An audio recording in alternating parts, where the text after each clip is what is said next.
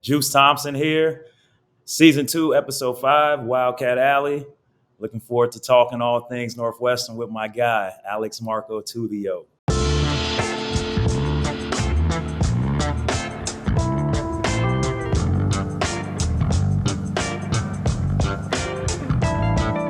And just a reminder, the Wildcat Alley podcast is now sponsored by our friends at Underdog Fantasy. And just a reminder, we also have a match. If you deposit up to $100, they will match $100 into your Underdog Fantasy account. So please get with us. The promo code is WCA24 for your match at Underdog Fantasy. And Juice, let's get into it, man. We got a lot to talk about as we head into late January. The Cats are coming off a really strong win at home against Maryland. And like we know, it's super critical to take care of your home court. And would love to hear your insight on how we pulled it off the other night. You know, you and I were sitting really close together at the game. It was a great atmosphere in there, being retro night and all. But what's most important is we came out with the win. It was ugly at times. We didn't shoot the ball well.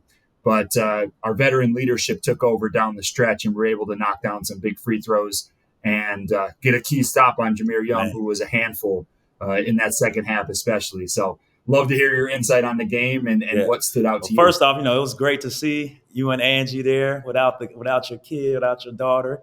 Now, that was cool to see you guys there. And then it kind of felt like old times. My boy Sawan was there. And we're talking about all the old times we would have in that gym and just us going out having fun. So it was great seeing you there. And as you know, that first half, it wasn't the most entertaining or exciting game. It was one of those grinded out games, physical, beating up on each other, great defense. And then, tale of two halves, it was just an offensive scoring half.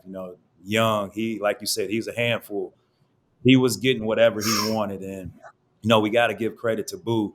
Just reading and listening to the press conference, Coach Collins said, Boo wanted to guard Young on that last possession. But, Boo being the best perimeter defender, he has a lot of responsibility on offense. So he can't take on that challenge every night of guarding the best guard.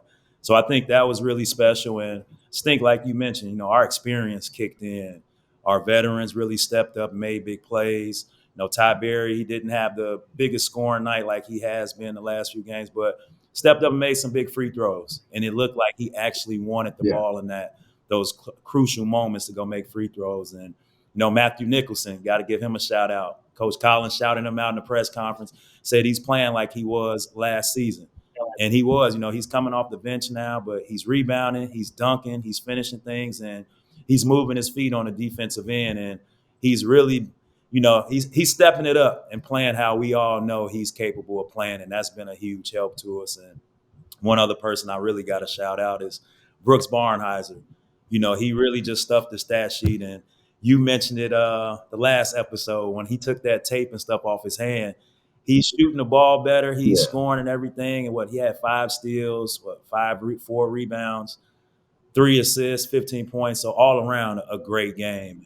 I think just us stepping up, staying composed, and using our home court to our advantage with the students getting loud and dressed in the neon. It played off, and we made some big plays down the stretch. So anything? Yeah, for sure. If you look at the game, if we make 6 threes, or 6 of 21 from 3, you're gonna look at that and be like, wow, we won the game. We shot only 43% overall, or 40% overall, 43%. A lot of those times we could see an L in the column, but we shot the ball well from the 18 to 22 from the free throw line, which has kind of been an Achilles heel for us this year. But like you mentioned, Ty stepped up and made really big shots down the stretch. He hit that big 3 on the wing, and then had a nice find for Boo in the corner late in the second half, and really just made a lot of those glue guy type plays. He didn't, he still got to double figures based on, he made his free throws down the stretch, but just a really clutch performance from him. He was all over the defensive glass as well. And like you said, he wanted the ball late in the game. He ripped that ball from Nicholson at the end to make sure he was the one to get to the stripe. I love that stuff. Yeah, I really do. He was confident. He stepped up, and none of his free throws even looked like they were going to miss. He was calm, cool, collected, stepped up, and basically iced the game away and made them, really panicked and throw the ball long at the end. And we ended up icing the game away. So really big performance there. I like Martinelli's energy off the bench. He had a great first half, got the dunk. Got the dunk. Hey, got the dunk. And then got a couple like big rebounds that turned into points for us. So I thought he was a huge spark off the bench. We outscored their bench 15-0 over the course of the game with Nicholson and Martinelli chipping in huge contributions there.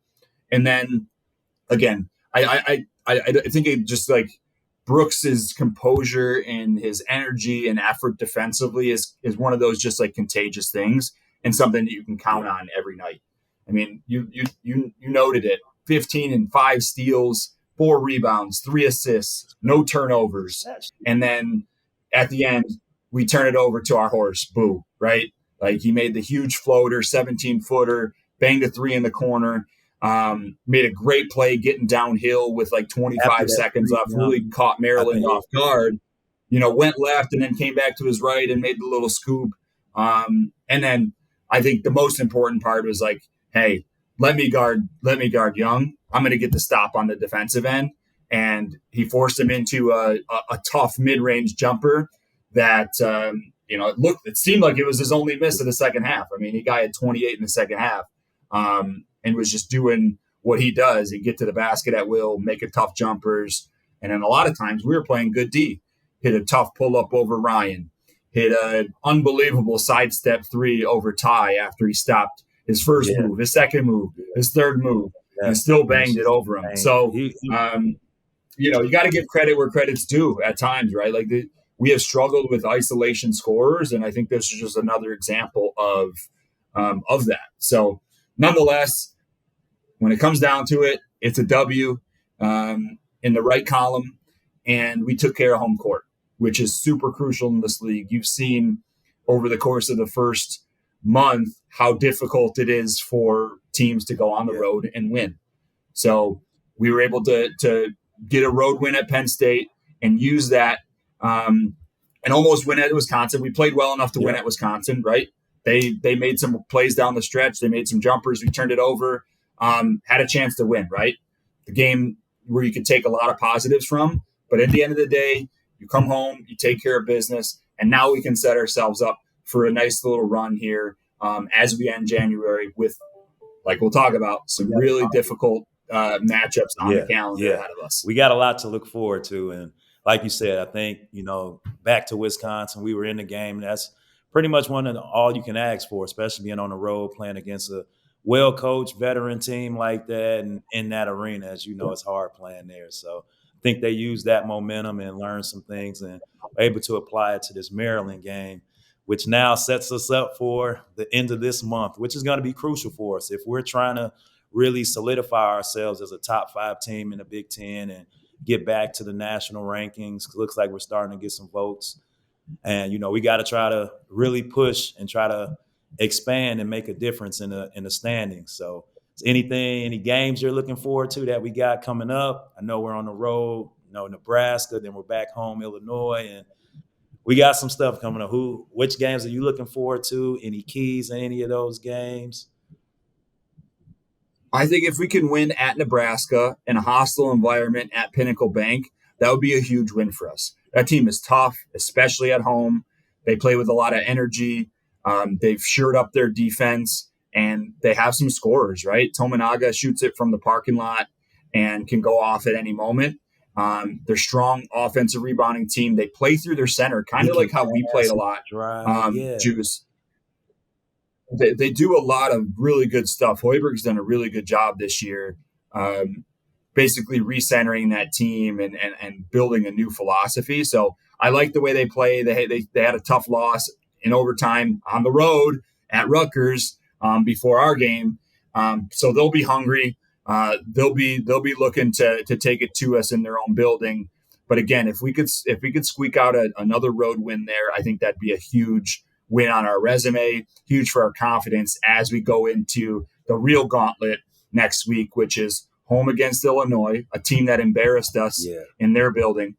So I know we'll be out for blood. I want to talk about that a little more. And then we're home again against Ohio State, and then at Purdue. So we have a tough stretch of 4 games here that, if we can go 3-1, I think that would be a huge accomplishment for the team. I know they're going 1 game at a time, but if we can go 3-1 in this 4, I think we'd set ourselves up to be ranked, to move up the seed line as well. I've seen us at about a 10 right now. I definitely think we have the potential to be upwards of a 5 seed if we can continue to play to our potential. So that being said, let's really focus on a couple of these big games coming up. Illinois, we talked about it in one of our earlier pods. They ISO'd us. They played with Coach Collins called booty ball, which I thought was hilarious. Like old school, like 90s NBA, where they would just where they back you down and then just ISO you. And they did it with the mask. So I'm looking for someone to step up and take the challenge on of guarding him one-on-one and saying, you know what, we're not going to let this dude have 30 again and dictate the whole game. That's what I want to see from that. Obviously, I think the home crowd is going to be an incredible advantage, and it's going to be hostile in there as well with our biggest rival coming to town. So I'm looking forward to it. I think it's going to be a treat, but my number one key is who's going to step up and who's going to take on the responsibility of trying to slow down Damask and make sure his night is just not as easy as it was. So if you compare, who would you put on him? If you got one guy we're going to throw out there, because, Collins has said Boo is the best perimeter defender, but, he has a lot to do on the offensive end, so you can't have him there. Who? It's a good question. I think I'd either put Ty or Brooks on. Yeah, I was thinking Ty as well. I like that. Okay.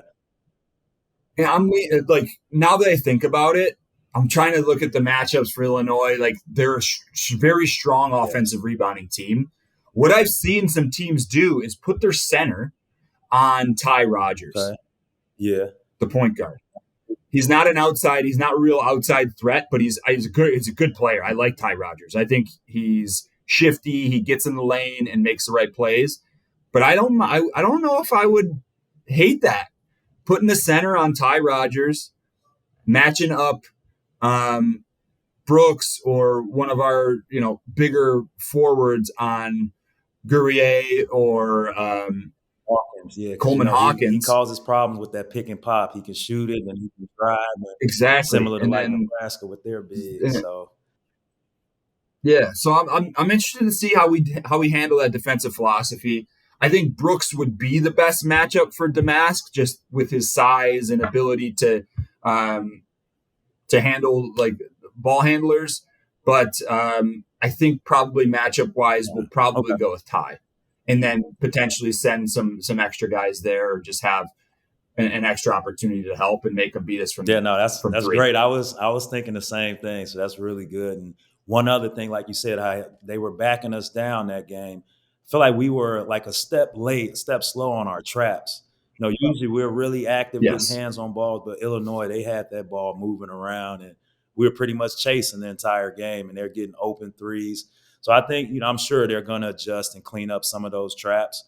But mainly, the Illinois, that's a big game, another opportunity to get a signature win to add to our resume to boost our seeding in the NCAA tournament, which, we're going to go back. I'm confident in that. But, most importantly, protect home court. Like you said, in the Big Ten, you got to win at home. And, we got to get some more wins on the road to build that momentum. But definitely looking forward to being in the building at that Illinois game. The student section is going to be crazy. Yeah. Illinois is going to have their fans there. So that'll be good to celebrate. I'm sure there's going to be other alumni and people there to watch. So I'm definitely looking forward to it. I'm pretty sure they're going to bounce back and have another game plan and get guys moving around, because remember that game, guys were standing around a lot watching Boo kind of play one-on-one. Yeah. So I'm definitely excited to be in the building for that one. Might have to come a little bit. For sure. Me too. It's like one of my favorite games to attend every year. Definitely. For sure. And playing, right? As a player, you always got extra hype for that game. There's a different energy in the building when Illinois is in town. It's hard to explain, right? It's like you come out for warm-ups and there was just a little extra buzz in the air. due to that rivalry. You just wanted to beat them so real bad. I bad. remember my last game playing them. We ended up winning. Did you guys? You end up getting them a good amount of times, beating them? Yeah, we got them Yeah. a few times. We actually had success in Champaign. Never had it. It was like the opposite. Like we won twice in Champaign, and then they beat us. They beat us at home. So Wow. it was wild, and yeah, this like it's a great rivalry. I remember when we played Juice, we got that Dude, CBS man. game on Saturday or Sunday morning. That was it Dude, was so lit in there. morning game, dude. The I old Wells remember. I'll Shrine. never forget it. Like first time I think on CBS for Northwestern, and just dude, the atmosphere and just Yeah. I remember the crowd and everything. We ended up pulling that game out, and man, just as you know, being an Yeah, that was Illinois lit. person is I just feel like can't. it was extra cold that day too. I remember warming up in like hoodies. Like, Hoodies, or like, yeah, I remember we were warming yeah. up in like hoodies there. Early morning. Yeah. Yep. It was freezing. Certain things that Yeah. stick. All right. Well, we know they're coming in, and then right after that, we got another tough team, Ohio State, coming in, who's been on a downward trajectory lately. I think they lost their last 3 Big Ten games, but as you know, in the Big Ten, you can't count anybody out. So what do you think with Yeah. that one? I know, they got the Jamison Battle who transferred in, from Minnesota. So we obviously know him. Yep. We got Thornton, the point guard, who's having a great year. What do you see as like some keys for that? Hopefully we, get that win. Illinois have that momentum, get the crowd back on a Saturday night. We'll be in the building for that one as well. What do you see for that game? Yeah, that's going to be a tough game. They're not playing up to their potential, especially as of late. They've been in the top 25. They have really skilled players. I really like Roddy Gale. I think he has a ton of potential and has the opportunity to be an all-league type player when his confidence is there and when he's in attack mode. I've seen Ohio State a lot this year. Jamison Battle's been a really good fit there. He shot the ball extremely well. So I'm looking forward to running him off the line, making them take tough twos, but at the same time containing Thornton, making sure we're picking him up early, not letting him get downhill, and making it very difficult for him coming off ball screens, and not give them easy twos. I think he's really tough when he gets 2 feet in the paint. He's got that strong, wide body where he can really get into the big men and finish over them. And he can gain confidence real quickly and start distributing and all that. So I think he's a real key to their team. If we can stall him a little bit, make him have a difficult night, I think it just allows us to focus on some other guys and make sure they're not getting off. Really need to worry about Jamison Battle from 3. When he's making 2+ threes, they're really tough, right? He's had games where he hits 6, 7 threes. Going for 30, they're not going to lose those ones. So being able to contain him, contain the bounce, and make sure that they're taking tough twos or contested threes, that's going to be a real key to the game. I agree. Then also taking care of the ball like we've been doing. We do an amazing job, 6, 7 turnovers in the game. And then we got a rebound. We were able, that Maryland game we pulled out recently, we did a good job. We won the rebounding battle in that, won the turnover battle. We got to continue to do that as well as slowing down, Ohio State's perimeter players and rebound the ball, take care of the ball, and then play our defense. Active hands, we're going to trap in the post here and there. Just be scrappy. That team getting on the floor, diving for loose balls, and I'm sure the crowd will be behind us on that Saturday night as well. So looking forward to getting, a couple home wins, and then that sets us up for the last game of January, going down to Purdue, where they're ready for us. 2 years in a row, we knocked them off when they're number 1 at our home court. Now we're going back there. I know you got some interesting facts about playing at Purdue. So what do you think on that? I'll let you go ahead and talk about that Purdue game. Well, number one, they have that game circled. They are anxious and chomping at the bit to get us again and get us on their home court. Where historically we have not had great success. I think the last win was in 2013-2014 season when Drew popped off for 27. Other than that, I know I didn't win there. I know we haven't won there a lot. You won in 2008, 2009, which was a huge win. But other than that, I think we've won 4 times in this century in Mackey Arena. Yeah. So, like, we have a steep hill to climb in order to get a dub there. They're undefeated at home. They play with a different energy there. They shoot the ball better, and that place gets rowdy real quick. So I think it's going to be a really difficult game. We need to keep it close. But at the same time, it's going to be one of those games where they're out for blood, and we need to be able to swing back with all our might in order to hang in there. So I'm really looking forward to it. We obviously have a couple big weeks coming up. Can't look too far ahead, but I know Purdue is going to have that game circled, and they're looking at Northwestern as like, we need to get a game against these guys and prove to the world that they don't have our number over the last couple of years, and we can beat them. So I think it's going to be a really fun atmosphere. It's going to be a real good couple weeks, and we just got to take it one game at a time, starting with Nebraska here on Saturday afternoon. Get a dub there, take care of business at home against really good teams, Ohio State and Illinois, and then worry about Purdue when the time comes a couple weeks down. We got a tough end of January coming up, but I'm confident in the guys. Yeah, Deuce, one thing I wanted to plug here. You unfortunately had to move down in the assist rankings. What do you have to say to Boo about breaking through and getting to number 2 all time? Big congratulations to him. He's moving up in assists. He just passed me. I received some text messages at the game against Maryland. They're saying, Boo passed your record. They showing me on the TV and everything. But no, I'm happy for him. Records are made to be broken. Yeah. And, when it is broken, you want it to be someone like Boo, someone that's been a believer in the program. He's had opportunities to transfer, go other places, and, test the portal, even test, go play professionally. But he decided to come back for his 5th year, and he's done everything. He's the perfect example of what Northwestern represents on and off the court. So him bypassing me is special, and I'm happy that he's done it. And I'm, hoping to see him go break all the other records, first in assists. He's close. He's got, maybe 200 points or so to get up there with John Scherner. So I hope to see him beat that. And I even told him last year, my Big Ten tournament scoring record, somebody's going to beat it. It has to be you. Zach Edey was close last year, and I was nervous. But I told you, make sure you win. But, if anybody's capable of doing it, it's definitely you to go out and, beat that scoring record. So definitely proud of him and happy and excited to see what else he can do as a Wildcat this season and then beyond. Yeah, I think that the scoring one definitely in reach, and I think he'll get there for sure, just based on the tear he's been on and how he's been scoring the ball.